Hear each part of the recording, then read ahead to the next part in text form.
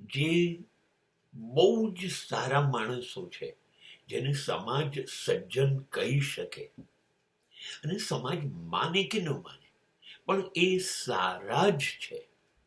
આ માણસો જેની જોડે જોડાઈને એ સુખી થઈ જાય, એને જીવન જીવતા આવડી જાય, એની કિંમત સમાજમાં વધી જાય, એનામાં સુધારા આવે.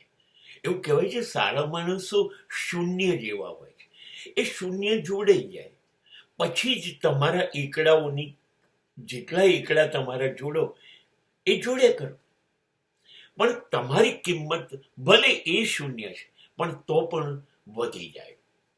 આ લોકોને કારણે શું થાય? તમારી અંદરથી બધી જ નબળી બાજુઓ તમે છોડતા જાઓ, અને બધું સારું જે હોય એ શીખતા જાઓ, તમારામાં ઉમેરતા જાઓ.